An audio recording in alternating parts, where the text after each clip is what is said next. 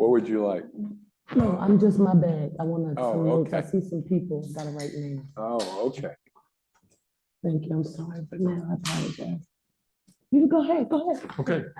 Welcome to tonight's program. Cherelle Parker and Emanuel Kelly in conversation about design and planning in Philadelphia.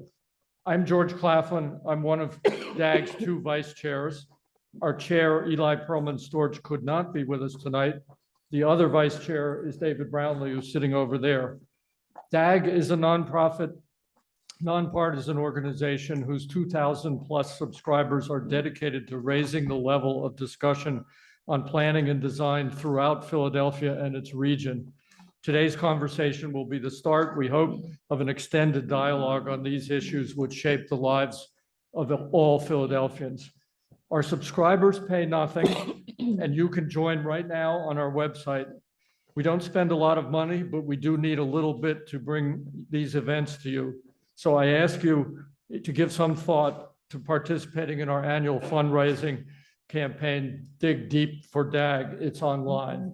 I've also been asked to mention 3 upcoming events. David O will be here at CFA on Wednesday, October 25th. Ann Fadulin will be giving a retrospective on her work for planning and development on November 2nd at 6 p.m. here in person. And then on December 14th, we'll be talking about the Benjamin Franklin Parkway plans, virtual, 9:30 in the morning. I will introduce Kelly first and then Cherelle Parker. Emanuel Kelly grew up in West Philadelphia, where he lives today. He went to Drexel. He went to Harvard. He worked at MGA, Mitchell Jurgla Architects. He joined the Temple faculty, where he became a tenured faculty member. That's where we met and we taught together. He picked me up off the floor when my knee gave out during a very tense studio talk early in our time at Temple. He founded KMA Architects. He became the president of the AIA chapter. He became the chair of the Art Commission. He became the mayor's appointee to the Zoning Code Commission, designer of the West Philadelphia High School, the new West Philadelphia High School, fellow of the American Institute of Architects, winner of the Harbison Award of the AIA, and a principal organizer of this event. Cherelle Parker. Cherelle Parker is the Democratic nominee for mayor of Philadelphia. Many people believe that in a few short weeks, Cherelle Parker will be Philadelphia's 100th mayor-elect.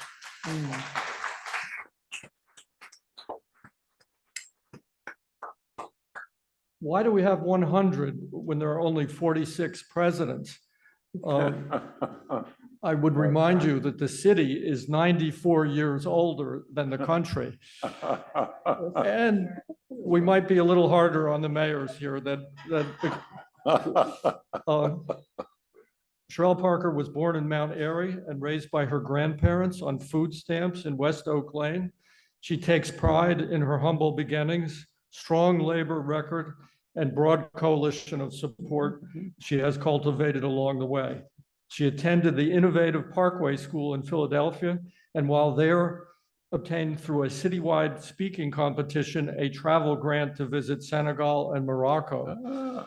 He did his homework. He did his homework. Parker is a graduate of Lincoln University, the University of Pennsylvania, MPA at Fells, member of Delta Sigma Theta and the Lynx Incorporated, and the proud mother to her school-age son, Langston. Most recently, Parker served as a member of the Philadelphia City Council, where she was elected majority leader and represented the 9th Councilmanic District for 6 years. Prior to serving on council, Parker represented the 200th district in the Pennsylvania House of Representatives for 10 years. At the time of her election, she became the youngest Black woman in the history of the Commonwealth's lower chamber. She went on to serve as chair of Philadelphia's delegation for 5 years. She became the chair of the Delaware River Port Authority. She's also known far and wide for meticulous planning. Chief of Staff for Marion Tasco, in which position she worked closely with Emanuel Kelly and his firm on the Dorothy Emanuel Recreation Center in Northwest Philadelphia, one of the larger rec centers that was built before the rebuild program. She views education as the great equalizer. Parker remarked in an interview with the Inquirer that the mayor must, among many duties, be a cheerleader for the city. We fondly remember a former mayor jumping into a city pool, for example. As her bio shows, Cherelle Parker is the first candidate for mayor who, among her many accomplishments, actually is a professionally trained cheerleader. Okay. Okay. Thank you. Over to you. Okay. Thank you, George. Just one comment. I didn't work at MGA. I worked at Mitchell Jergala before MGA. This is for the audience. I know you know that, right? We're very thankful that you're joining us here today, Dag and me personally. Knowing that you have another event to go through, we have 45 minutes or close to that. And so we're going to go right to the questions. The first is, number one is about historic preservation. You know this, but for our audience, most buildings in the city of Philadelphia are older than most people. Our historic architecture attracts tourists and tourism revenue, which is very important and defines our beloved character of neighborhoods. And older buildings also provide economic homes without incurring environmental degradation, demolition, and people being able to live within most of their means. Yes. So the question to you is, how do we make the most of this precious natural resource? Can we have more protections and new types of protections like tiered districts? Can we provide tax relief to those who preserve historic buildings for the benefit of all of us? So one, it's an honor and a privilege to be here with all of you on today. George, you need to come with me. I need you with me on the road. That was excellent. And you said a whole lot of what a whole lot of people don't know about me, right? So you had really fun and interesting facts. And I want you to know I appreciate that you took some time to get it right. That matters a great deal. Gotta just acknowledge a couple of people who are here. Go ahead. Emanuel and Troy, I did meet, and I was like, how did you must have told him that, because he would not have known that about Dorothy Emanuel.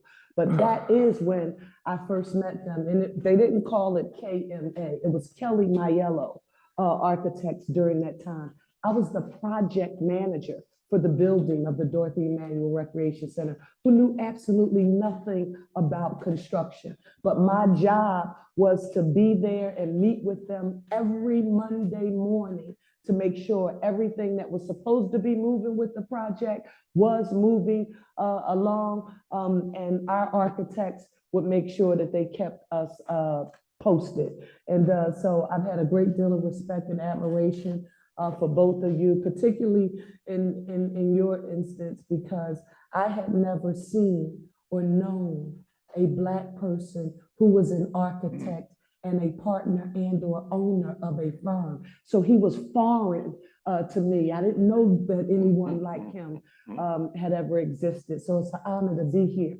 One, I want to frame this question, and after the editorial board meeting that I just left, I think this is important for me to do because it will distinguish me and how I think and how I function in the context of this general election.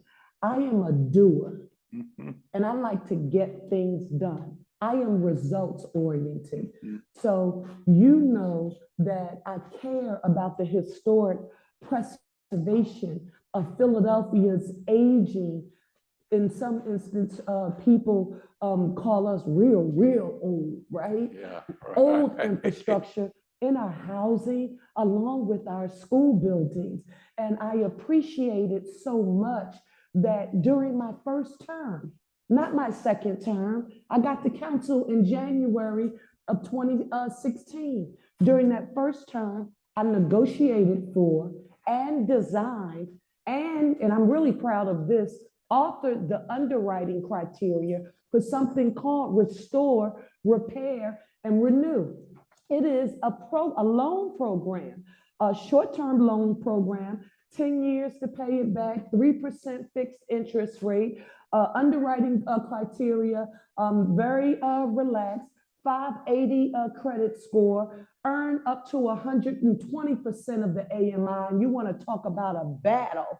AMI was the battle. But I said, you missed the concept of neighborhood stabilization and historic preservation and what I'm proud to have helped define in Philadelphia as middle neighborhoods. Because when we see these beautiful homes, and I need to get it out there because somebody is not going to like it, but I have to say it. Developers get mad at me all the time. I'm a brick and stone snob.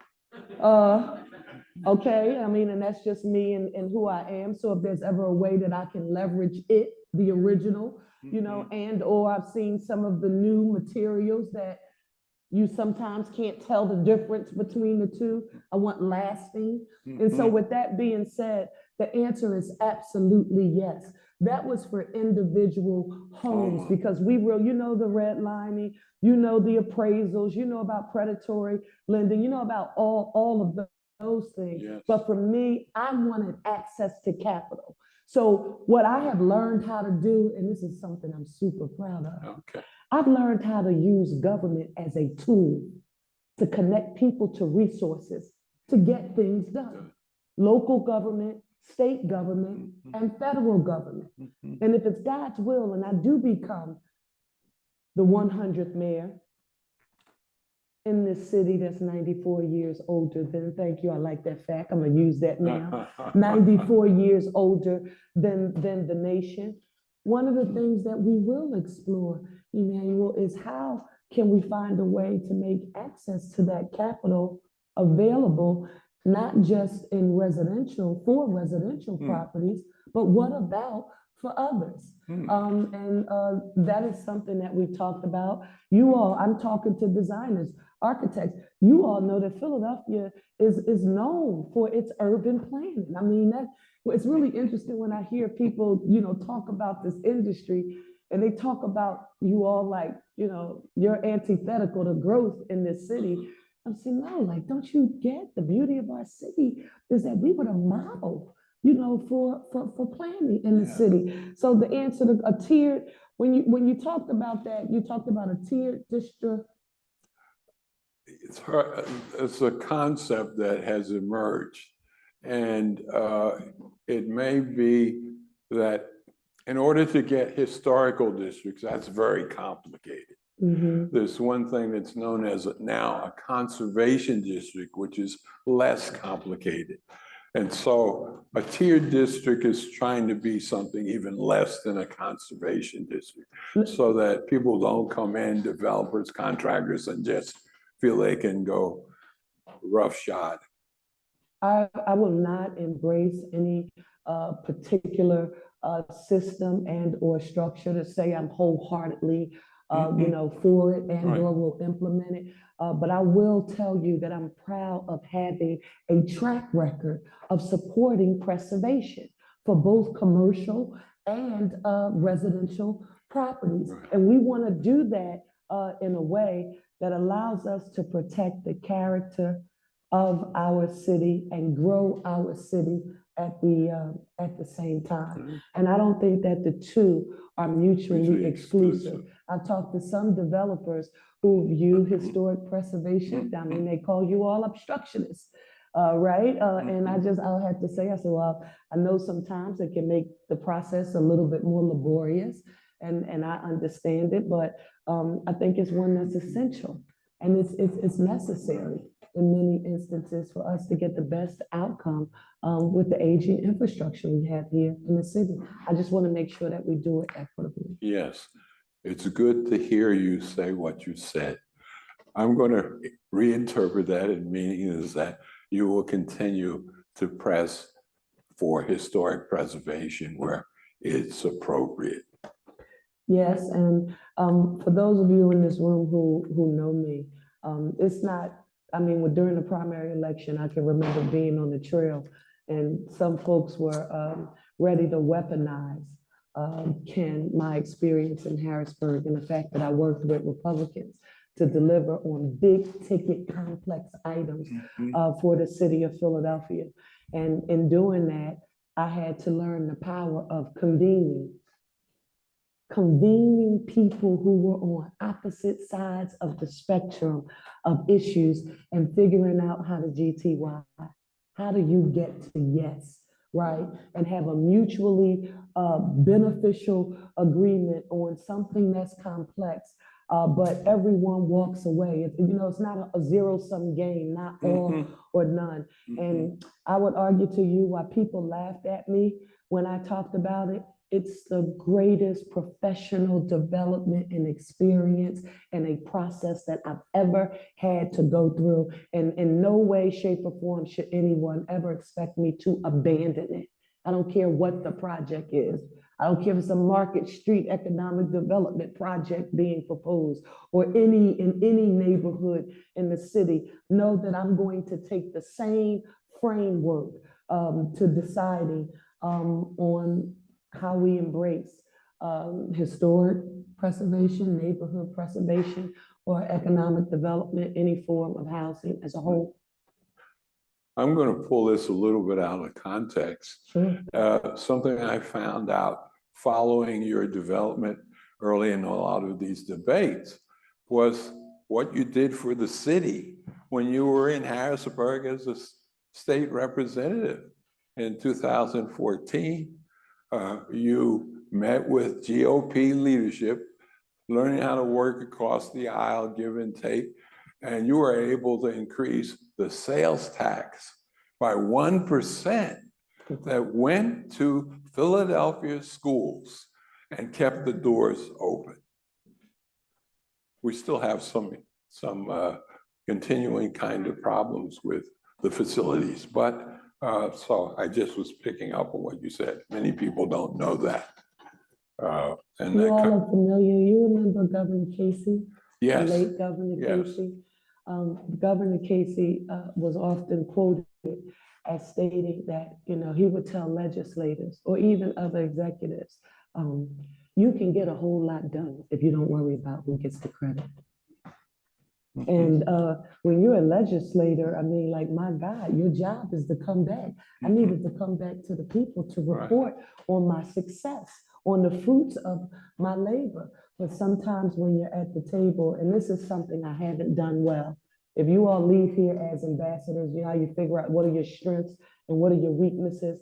I haven't told my story enough and or the details, right? So I haven't been a bullhorn person to say, hey, look at me. Because as soon as we got finished doing something like the sales tax, which after we finish paying the debt service on all of the borrowing that we were about to do, we use that additional revenue to help contribute additional funding to our municipal pension fund, which at that time was only 45% funded. And you couldn't read every election during that time. If you're serious about being the mayor of the city of Philadelphia, you have to have the gumption and the ability to do two things. Guess what those two things were?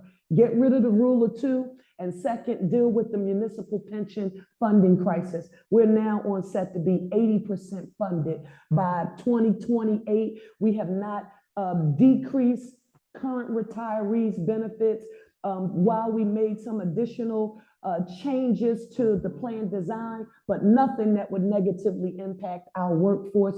They contribute a little bit more, we contributed a little bit more, but we did not change the multiplier. And that's what keeps people out of poverty. I'm excited about that. I'm sorry, I'm learning how to talk about what I've done, so I needed to share that. Good. Moving on to the second question. Second question is planning and the Philadelphia Planning Commission. As you mentioned about the city being well known for its master planning, that's been a long while ago under Mayor Nutter, when Alan Greenberger was the head of city planning. the Planning Commission produced a visionary master plan for our entire city. Planning is gravely understaffed, gravely understaffed. Over the last 12 years, I'm just saying, over the last 8 years of Mayor Kenny's administration, there were no significant increases in the staff. The mayor did increase funding for 2024, but that was only for trying to stay ahead of development projects, regulatory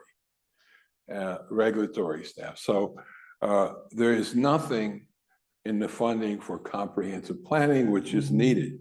We lack a clear vision for our future city, even as development rushes ahead of everything and the planning staff trying to keep up with it.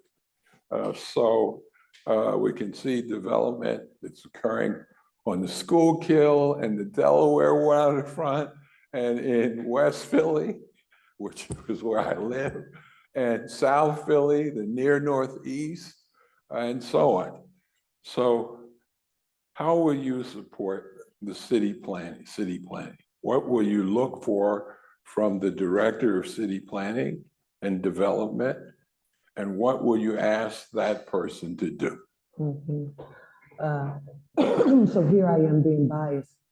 One, let me state that I think Ann Fadulin and her team did a great job. I think they did the best they could with what they had access to in terms of resources. And I think we had a really good planner assigned to our region. I'm hearing my Hillary Emerson, who's my former land use attorney for the 9th Councilmatic District. We were fortunate.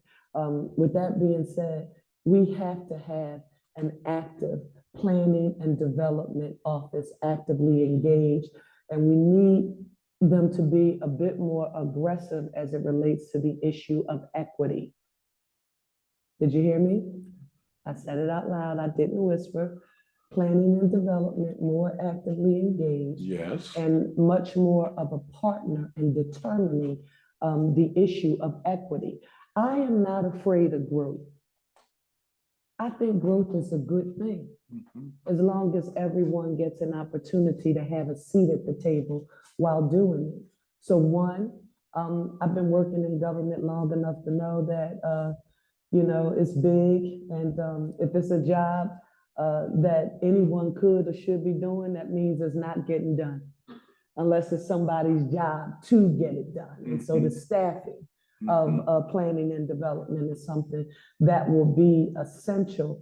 But we also have to be very creative. And this is a thought that a lot of people, they've said, Cherelle, what you're talking about, this is so expensive. This is what some people in the development community have told me, but I'm not running away from this idea. Home ownership should be in reach for every Philadelphian who desires it. When my grandparents migrated from the South, they lived in North Philadelphia in Richard Allen homes at 12th and Poplar. They moved to 7th and Dolphin. And when my mother got pregnant with me, the family lore was they moved on uptown like the Jeffersons to Northwest Philadelphia. Northwest, yes. And Germantown, Northwest. Emanuel, people think when I talk about it, because I talk about the hardwood floors, the architecture that separated our living room from the dining room. If you don't know the houses, it's difficult to describe, but we had the arch, and people are like, did you live in a single or a twin? I'm like, no, it was a little old row house with a patch of grass out front. We had a garage and a driveway, but it was a super big deal that my grandparents owned that house. I want that legacy to continue. Good. With that being said, I don't think we put a land bank to the best use. That is not a criticism of anyone. But I do want to say that that is one of the first things that I will take a look at. I respect the district council members' role in land use. For those of you, I know when you get here and you start talking about councilmatic prerogative, people start growling at you. But I'll take you back to 2 times I've employed the use of it that was extremely helpful to me. And one, I wasn't even against the issue. It was about the location. It was a medical marijuana facility that was being proposed in my district, and we needed to move it. The other one, where we formed the old-fashioned civil rights circle around it, was a beautiful single property that had fallen into disrepair and the owner died. Corner property directly across the street from what's called Benjamin Johnson, but it's really Germantown Field. And if you know the community, it's mostly singles and twins that are around, some rows. But the gentleman who was going to develop was about to build 2 twins, 4 units, 4 houses, all in vinyl siding, all in vinyl siding, where we just raised hell to get this super site. I mean, we've got a state-of-the-art track. It's an NFL turf. We just did the commercial quarters over. You know, we have a magnet school and Hill Freedman World Academy. I mean, we are somebody, right? In this area that he comes to. I said, no, you can't do it. So I had to find a way to get some money to subsidize. He said, this doesn't work for my balance sheet. If you want brick, you better find a way to pay for it. Now, because Andy and some others in this Barbara, maybe the Steve Mullen, they know me and who I am. The last thing you should do is challenge me or tell me something's impossible that can't be done. We went and we found the dollars that we needed to incentivize him. Those properties, drive by them if you get a chance. They're right across from the Mount Airy baseball, where we do baseball at, right next to the track. It's not all brick the way I would have had it, but it's better than what it would have been had we not found a way to incentivize the process. And some folks said to me, why did you I had a little pot in council that was supposed to be used for something totally different. Right. Wow, you only had about $25,000 to $30,000 in the pot. The pot's gone now. Why'd you do it for these 4 houses? Because the overall stability and the quality of life and the quality of amenities in that area, if we want to keep it whole, the type of materials that are used, it has to be included in our decision making, and we should incentivize it wherever we can, so it makes good economic sense for those who are in the business. I want to do that. Good. I want to do that. I also want to affirm that when I talk about that land bank, here's the rub. In districts like the one I represented, not the sexy areas you just talked about. He's talking about the areas where if it's a little slither land, somebody's building, 30 stories high. That's not what I'm talking about. But in areas like the 9th district, some of the 8th, some of the 6th district, and maybe even a portion of Brian O'Neill's, when you have some blocks with row houses, and you've had demolition, we call it sawtooth. I think somebody else called it something. They used another technical term. We called it the sawtooth effect. Every city owns sawtooth available land that is available that could, in essence, stabilize an entire block. We should be trying to figure out a way to get those properties out of the land bank and develop for the purpose of, I'm coining this term, hopefully you'll start repeating it and it'll become a good rumor. Affordable luxury housing. Luxury is subjective, but luxury today could be the stove, the refrigerator, whether or not you have just a little backsplash, what the countertop looks like. Doesn't mean it has to be marble. It just means that there's some dignity in the house. And right now, dignity is not affordable, right? No. It's not. Luxury is not affordable. But if it brings dignity to me, that is luxury. So that's what we will advocate for in the park administration. Maybe I'll bring this up out of context of these questions, because it has to do with affordable housing, and particularly where we see a lot of individual lots, whether they're land banked or mostly they're a lot that is land banked. Is there a way to get those to become affordable housing units? And they're in neighborhoods all over, row houses mainly. No, I agree with you there. Row houses and green space.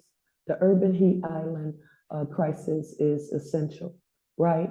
Green space is extremely important.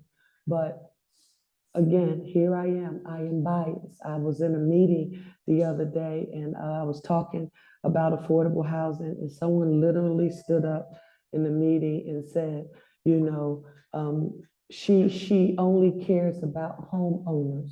She's not concerned about renters. Let me say this to you. I am unapologetic about my advocacy for home ownership, particularly in Black and brown communities. It has been the primary vehicle to build wealth. It doesn't mean that I'm against renting, but the only people I want renting are people, Emanuel, like a friend of mine who says to me, you can talk that home ownership stuff all you want. I'm never shoveling snow or picking up leaves again, right? It's fine for her because that's her choice. She has the ability, Emanuel, to make that choice, but it shouldn't be out of reach just because it's not. Even though we're the poorest big city in the nation, we've always been able to, no matter, talk about our violence, our crime, every ill in our city you can think of. We've always been able to boast a higher rate of home ownership than other large cities in the nation. And right now, the last data I looked at, we were at about 50-50. I guarantee you, if Pew or another independent entity, eConsult, did some analysis, it would determine that we have more renters than we do homeowners. And I am not okay with that equation. And I needed to just publicly affirm it. So if you all as experts go out, maybe you can start telling other architects, engineers, developers, you know what? How can you start getting creative about building and designing with the sawtooth effect in mind? And now you're talking about every neighborhood in the city and not just the neighborhoods that are currently thriving. Okay, thank you. I want to wind up with a last sort of observation on planning and the need for comprehensive planning. Comprehensive planning. 3 early areas that DAG recommends that you consider looking at comprehensively are the revitalization of the Market East Corridor from 6th to City Hall, that will include Chinatown neighborhood on the north and the business section on the south side of Market Street. The second is the area surrounding the former police administration building at 8th and Race Streets, often referred to as the Roundhouse. Third is the Bellwether Hillco development site, which we have questions. We're all happy, everybody's happy that the refinery is gone, but the site is half the size of Center City. Yeah. And well, there have been some concept plans promoted and shown. There's no sense of how it will be phased with internal streets and sidewalks and parking and landscape, because it's a new district in the city and sends a message. Also mentioned in the Inquirer article, there will be jobs for the surrounding communities. How will they get there? Wow.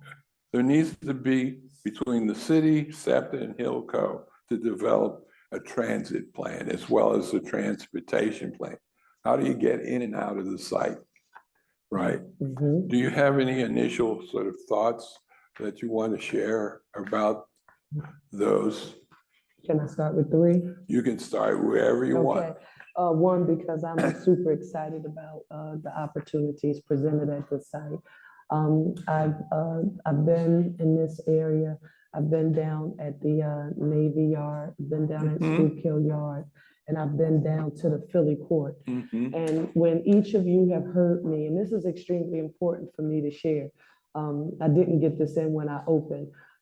During the primary, no matter the race, class, socioeconomic status, or zip code of the constituency that I was talking to, my message never changed. So I refused to become a Manchurian candidate trying to become who I thought the audience would want me to be. But when I talked about making Philadelphia the safest, cleanest, greenest big city in the nation, with access to economic opportunity for all. The economic opportunity was essential to it all. You want to reduce violence in the city, you've got to put people on a path to self-sufficiency so they can earn a living wage, pay for their own health care, get access to a 401k or retirement security, and or if you're fancy, like the WISTAR Workforce Development Program in life sciences and biotech for the lab technicians, you might get offered stock options. That's exactly it. That is why we have to prioritize this, and this has to be essential. But you have to convene everybody at the table. When I talked about bringing all members of the life science and biotech industry together so that they could tell us what they needed from the city at the local, state, and federal level, what they would do as a private sector, and if the philanthropic community had a role, Emanuel, along with the school district and CCP and anybody else doing workforce development. People looked at me like, yeah, well, how in the hell is she going to do that? Easy. If you saw the success of governors like Ed Rendell, if he was successful at doing anything, it was convening people and it was asking people to help him as the leader move the city forward, because the city of Philadelphia alone, with our little $6.2 billion budget, we can't do everything by ourselves. And so that becomes extremely important along with the overall layout. So if you're talking about the building of streets and what even commercial quarters will look like in the amenities, that's workforce development to me. Those are jobs to me. That's a good problem to have. So now I'm thinking, how do we access non-traditional line items with the state budget, with a great friendly Philadelphia governor, right, who he understands the importance of this region, with legislative leaders from Philadelphia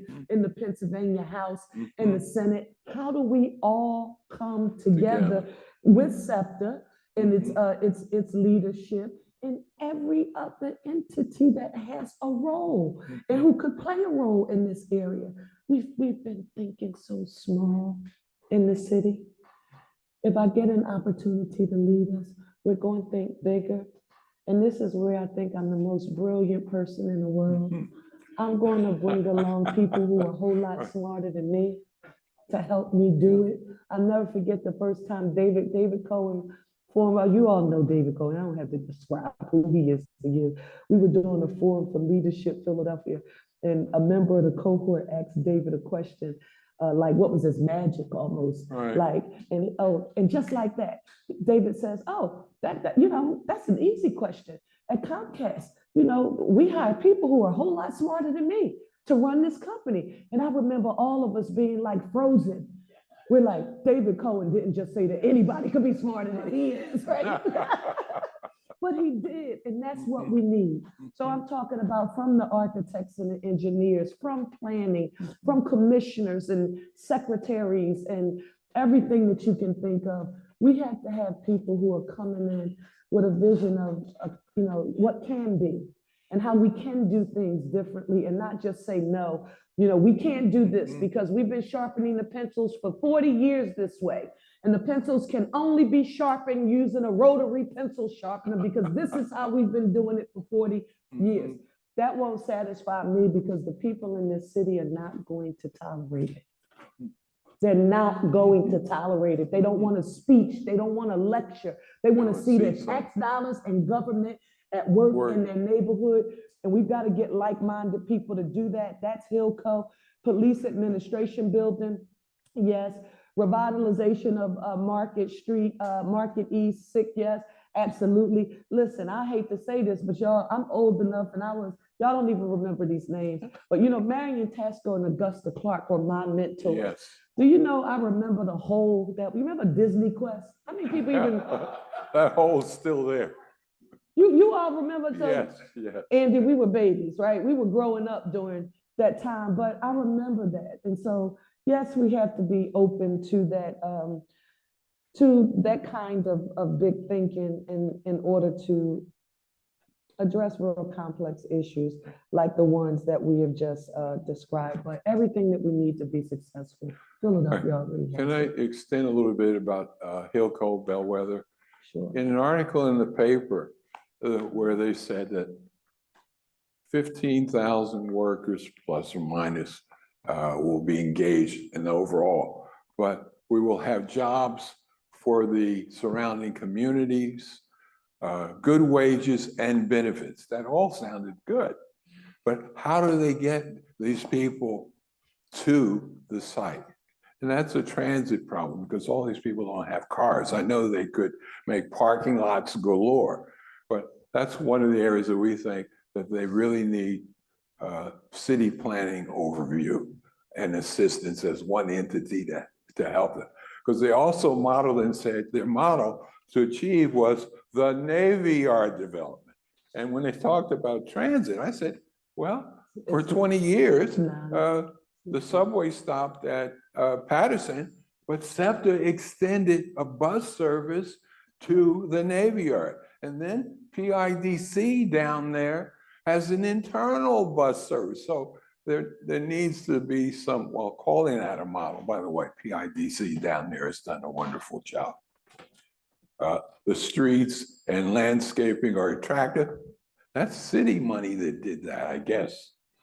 Oh, it's a little bit of, because some of everything down there. Well, okay, yes. It should be, So that's right. I'm trying to visualize the Hillco site Yeah. beyond words. That's the end of You that. all see that?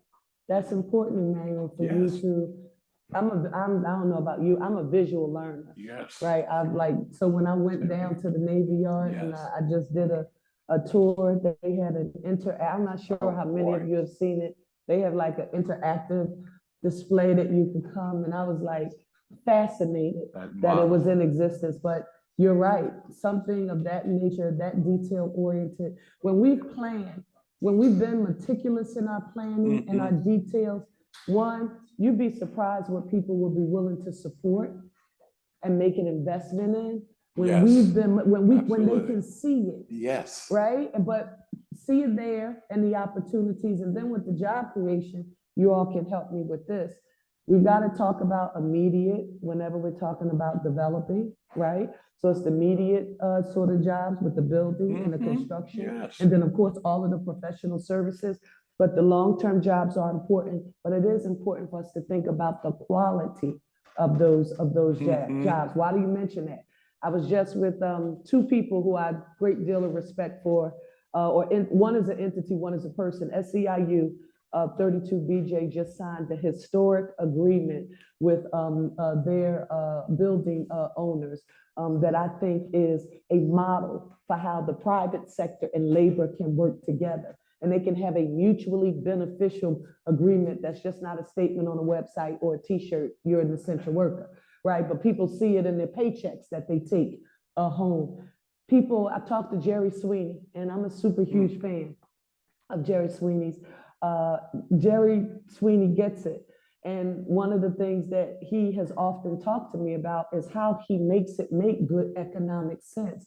And when workers are paid a living wage, he talks about how much money you save on turnover, how much institutional knowledge that you have, how many people are excited and willing to come to work when you've made it make good economic sense for him. And then look, I think we're doing something next week. So you just think about how successful someone like him has been. I think we can do it all in transportation. We just have to be creative, and we should be more competitive. Okay. What do you all like about 95? What did you like about it? I like that Josh Shapiro said, roll up your sleeves. Don't tell me about any rules, regulations, any bureaucracy that's going to stop us from doing the work right now, getting right at it right now.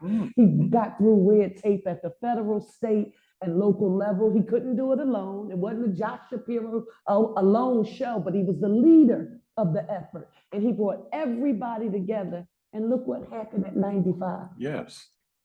Kind of spirit that's who we are. That's the Philadelphia I know. Moving on to design review. How much time do we have? They're gonna kill me. I'm going. If I'm late to the parent teachers meeting, it's y'all fault. Okay. you can blame us. Okay, How much? 7. We have 7 minutes left? Yes. Holy goodness. Okay. Well, I'll just say very shortly on design review. Mm-hmm. Philadelphia has always had a good review, powerful design review mechanism. That's been primarily with the Art Commission because it has enforcement power. And it's seen in all of the civic work that's done in the city. So moving on to problems with the CDR, the zoning part of that is working reasonably well. The city established a registered community organization process, RCOs, in every neighborhood. The developer must start and notify the community leader and so on, and work with them through the process.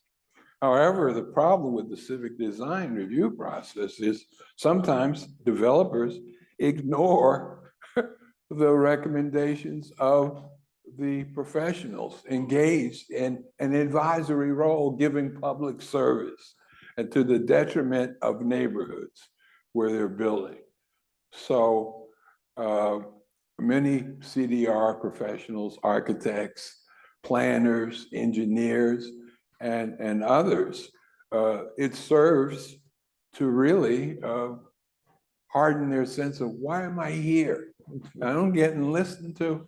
So our question basically to you is, can developers be compelled to improve the designs?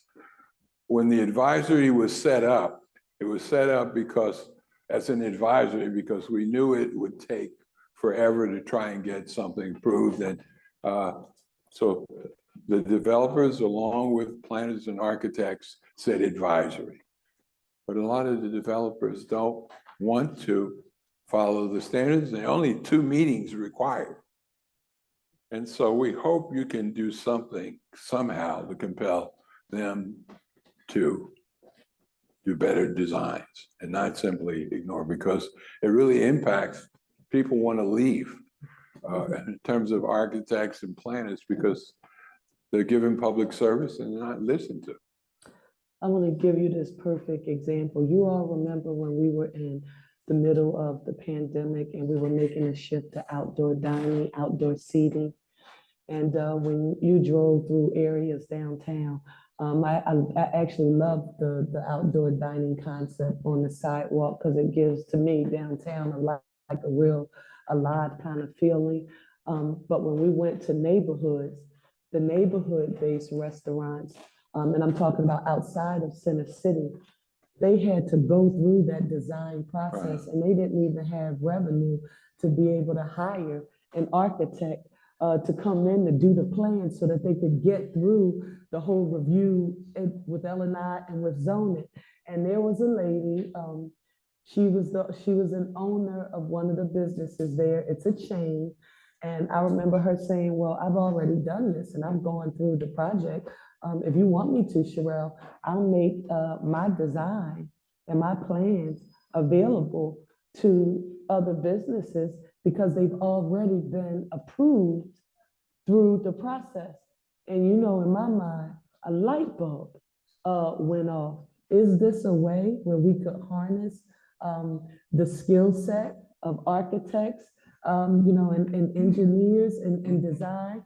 Do we find a way with local, state, and federal support to pay for that, so that neighborhood-based property owners, residential and the commercial business owners, could also tap your talent?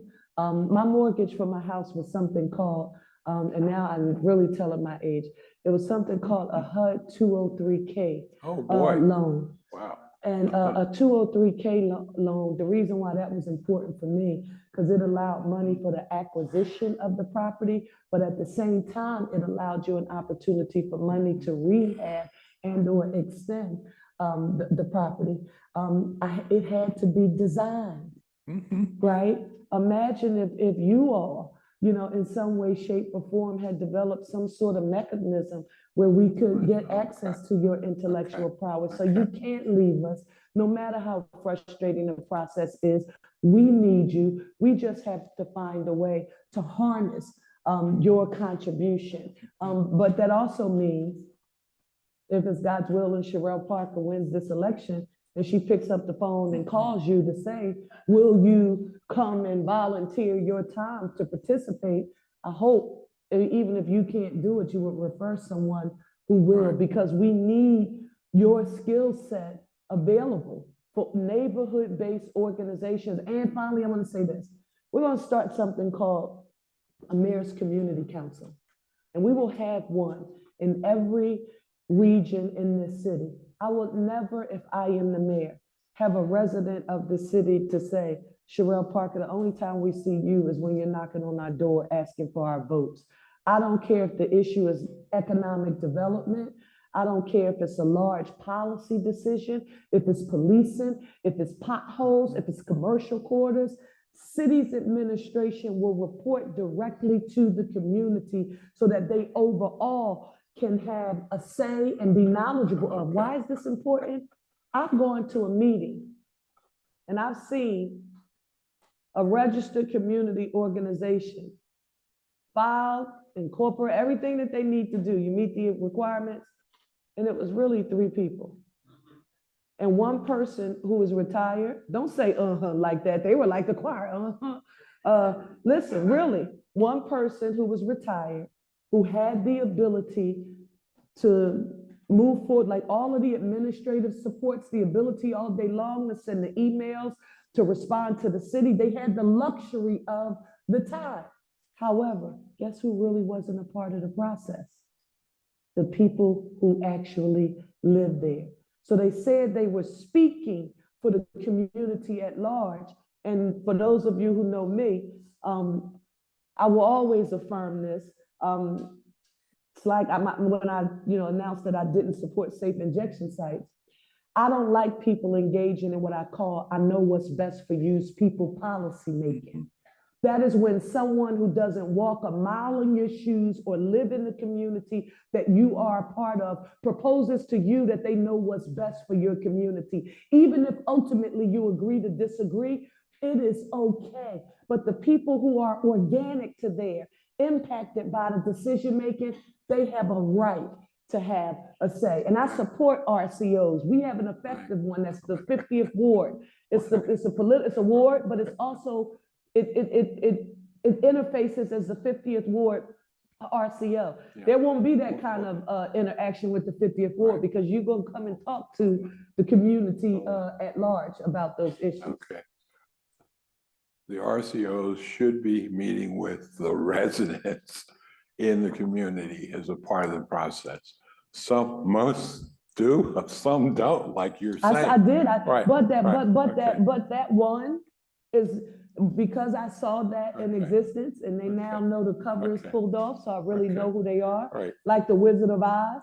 Right. I know who's behind the curtain now. But in the 50th ward, if you join us virtually, or if you come in person to one of our RCO meetings, I think about Firm, Washington Lane, and Limekiln Pike. It used to be a synagogue.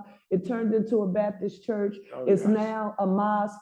They own the property across the street, which is the parking area. There was a private firm who owned it. Well, we as a community showed up in force to say we wanted that parking lot to be a part of the property that was owned by the mosque because it would impact our own quality of life. So we spoke up, about it through our RCO. So not all RCOs are the same. Some of them are very proud and they really engage the community. Yes. All right.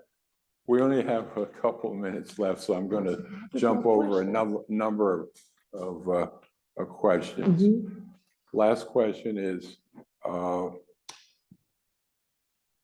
the schools, there's still a number of facility problems, and we understand that the Pennsylvania Supreme Court has declared that schools are going to get more money.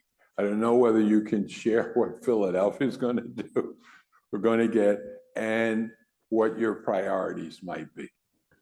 So right now, thank God that the court, the rule in Commonwealth Court ruled that Pennsylvania had been derelict in its constitutional responsibility to provide a thorough and efficient public education to students. And here in our city, this is an opportunity. I'm a certified high school English teacher, secondary English teacher by profession. And if you've ever heard of somebody named B.F. Skinner, B.F. Skinner would call this blank slate time to define how we drive dollars in an equitable, needs-based way to the city of Philadelphia, school district of Philadelphia, because it's our academic instruction and how we function, but it's also those facilities, right? Some of those schools don't need to be, we're talking about environmental remediation, some of them need to be demolished and they need to be rebuilt totally. Some of them we can go in and to environmentally remediate, but we have to have a comprehensive plan. It can't be like what we did before, and I just said this in the Inquirer editorial meeting. How many of us remember when we went through a school closure process? And I was in the State House during this time. That was a huge process. Guess why it was a failure? Not because that we were finally trying to address the right sizing of the school district and buildings.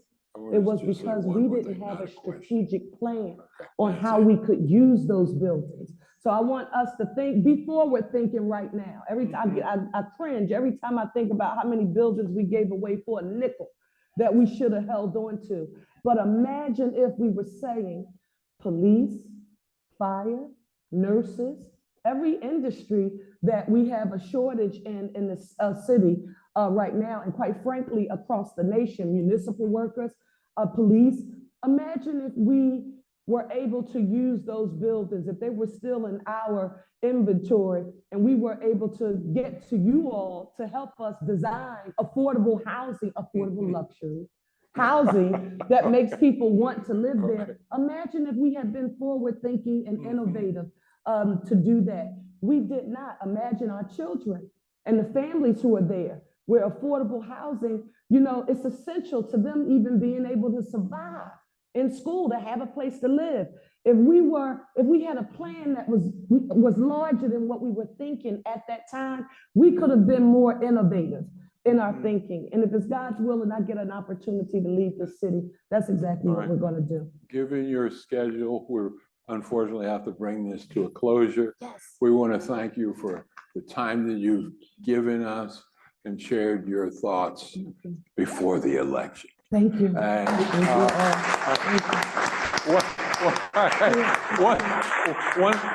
one last thing. We don't want this to be a one and done event. We would like to, the core of the steering committee that set up this relationship working with me, but in 6 months would like to meet with you once you get in to kind of see what some of your thoughts are. Not on all of these things, but on a couple, like city planning and so on. Well, so that's your ask. Now, look, I'm elected and I'm a teacher. I can't leave here without giving you some homework too. Okay. We're disciplined, structured, and organized, like you. I want you to figure out whether or not you will put together a team who will be willing to put their skill set to use, thinking about a state-of-the-art campus that focuses on long-term care, treatment, and housing in partnership with some of the greatest medical and educational institutions that we have in our region, along with providers that could be a health and wellness campus for the city of Philadelphia to start addressing the opioid crisis, homelessness, mental and behavioral health challenges. That's a vision that I have in my mind. I just need some people like you who get creative in your thinking to help me think through that. If you can give us the names of some of those entities in there to schedule some meetings with. They already have, some of them, they have their folks. It's great for me. It's almost like Market Street. You want some independent third-party verifiers, right? So if those entities already have folks and institutions that they work with, it would be great to get a group of you together to figure out, well, Cherelle, if you do win, and that is something that occurs, whatever design is put forward, you should make sure that this element and or that element and this, that is what could come from this audience. So I had to ask you for something. That's Thank fine. you so much. Hey, we'd be Thank glad. you. Thank you so much. Thank you. Thank you. Thank you. You're doing very well. Oh, I'm sorry. I'm sorry. Mm. Mm.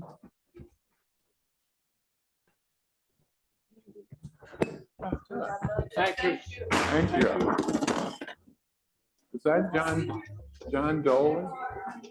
Are you John Dolan? This is John Dolan? That's right. John Dolan.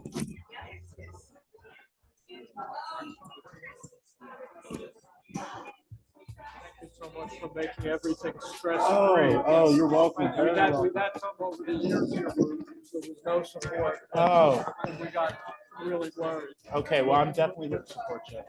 You absolutely did, every minute. Thank you so Of much. course, of course. This is really cool. Yeah, I like it. It came out really well. All right, well, to the next event. Right. Wednesday. Wednesday. About 6 people. Hey, it is what it is. At least we're getting it. Great job.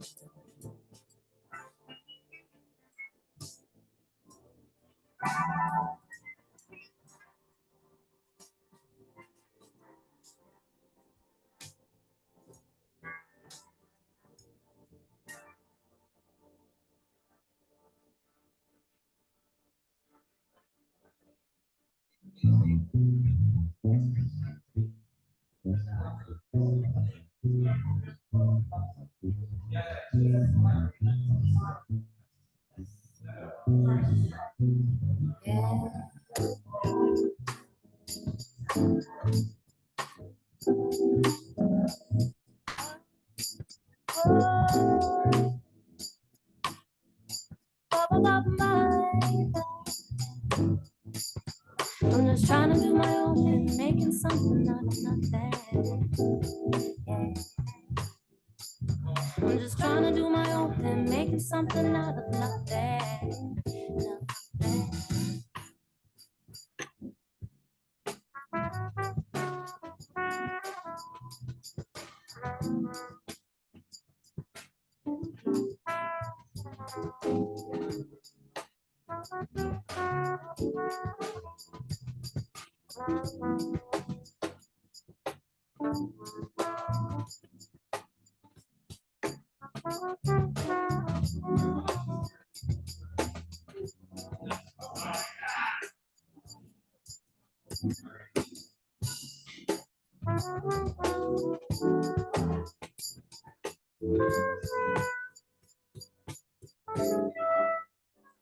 Burning like fire inside the skin, reaching through and all that's within. I grow and expand with every breath.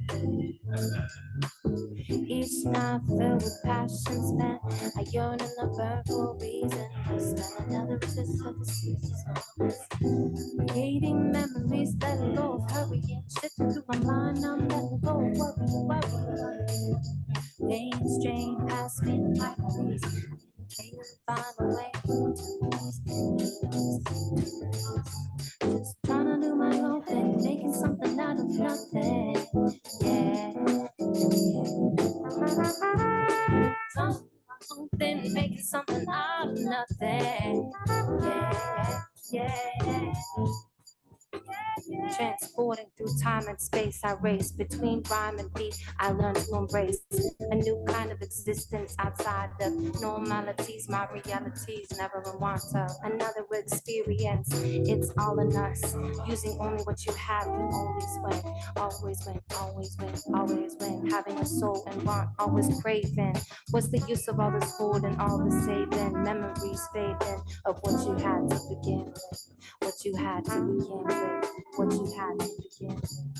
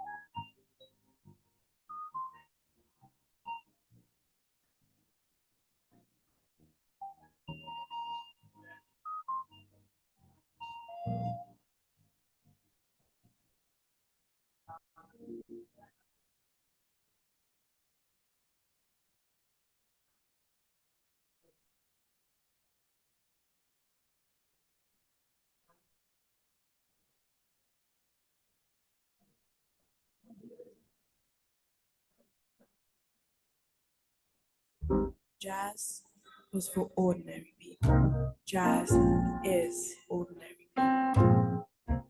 It's the music of the young. Every time young people and music, everybody hates it.